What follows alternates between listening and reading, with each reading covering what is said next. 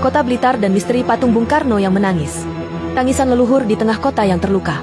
Di kota Blitar, Jawa Timur, berdiri megah sebuah makam dan monumen Bung Karno, proklamator, presiden pertama, Bapak Bangsa.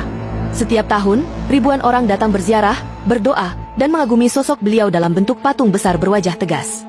Namun, ada satu kisah yang selalu dibisikkan pelan oleh warga sekitar.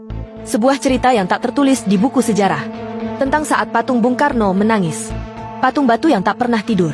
Patung Bung Karno di area kompleks makam Bung Karno, MBK, Blitar, dibuat dengan ekspresi berwibawa, dagu terangkat, mata menatap ke depan. Namun menurut beberapa penjaga malam, kadang, mata itu berubah. Bukan secara fisik, tapi berisi kesedihan yang menusuk. Konon, pada malam-malam tertentu, terutama saat tanggal 30 September atau 21 Juni, hari wafat beliau, patung itu terlihat mengeluarkan air di sekitar mata. Tidak deras, tidak jelas, tapi cukup untuk meninggalkan jejak basah seperti air mata di pipi batu. Kesaksian penjaga ziarah tengah malam. Seorang penjaga makam bernama Pak Sarno, yang telah bertugas lebih dari 20 tahun, pernah menceritakan. Saya kira embun atau hujan, tapi langit kering. Yang aneh, air itu cuma ada di pipi patung. Seolah, Pak Karno sedang menangis.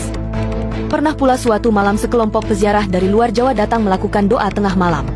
Saat mereka menyalakan lilin dan mulai membacakan puisi perjuangan, salah satu dari mereka pingsan. Ketika sadar, ia mengaku, "Ada suara dalam kepala saya." Suara berat dan pelan berkata, "Kenapa bangsa ini melupakan darah para pejuang?" Tangisan yang selalu berulang setelah kerusuhan. Anehnya, fenomena tangisan ini selalu dikaitkan dengan kejadian besar atau kerusuhan yang melibatkan bangsa sendiri. Beberapa warga mengatakan, tangisan muncul saat kerusuhan 1998 meletus. Saat ada tragedi politik yang membuat rakyat saling menyalahkan. Saat berita korupsi besar muncul di televisi. Tangisan itu seperti pengingat bahwa sang proklamator belum tenang. Bahwa cita-citanya belum sepenuhnya terwujud. Penampakan sosok berjas putih. Sejumlah warga juga mengaku melihat sosok pria berjas putih dan peci hitam berdiri di dekat patung atau di antara pepohonan makam pada malam hari. Ia tidak berbicara. Hanya menatap peziarah yang datang sendirian. Seorang pelajar asal Malang bahkan mengaku melihat sosok itu menghilang perlahan ke dalam tembok patung, dan sejak malam itu ia sering bermimpi berbicara dengan Bung Karno, tentang rakyat, perjuangan, dan nasib bangsa yang dibelokkan. Kutukan tak terucap?